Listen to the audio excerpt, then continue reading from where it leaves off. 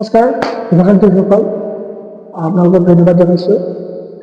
পোনপ্ৰথমে মই আজি আহি উপস্থিত হ'লোহি ব্ৰহ্মপুত্ৰৰ ওচৰত। আমাৰ অসমৰ মূল নদী ব্ৰহ্মপুত্ৰ, যাক আমি মহাবাহু ব্ৰহ্মপুত্ৰ বুলি জানো। এই ব্ৰহ্মপুত্ৰ নদীৰ পাৰত খুব সুন্দৰকৈ খেতি বাতি কৰি উঠিছে। ইয়াৰ এইবিলাক মাকৈ খেতি কৰিছে, মাকৈ খেতি এটা বীজৰ খেতি কৰিছে।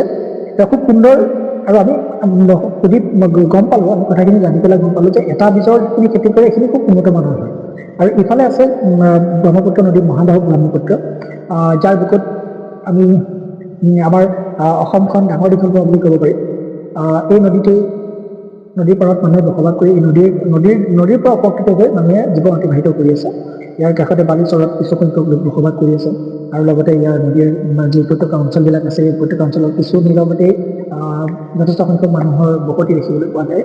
আমি আজি আহিছিলোঁ ইয়ালৈ কিছু নিৰীক্ষণ কৰিবৰ কাৰণে। গতিকে চালোঁ যথেষ্ট উন্নতমানৰ কৃষি কৰিছে, বিভিন্ন ধৰণৰ শস্য খেতি কৰা হৈছে। গতিকে আহিব আপোনালোকে ইয়াতে চাওক কিমান সুন্দৰ মাকৈ খেতি কৰি উঠিছে।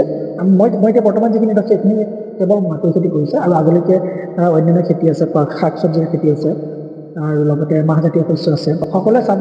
ধন্যবাদ থাকিল।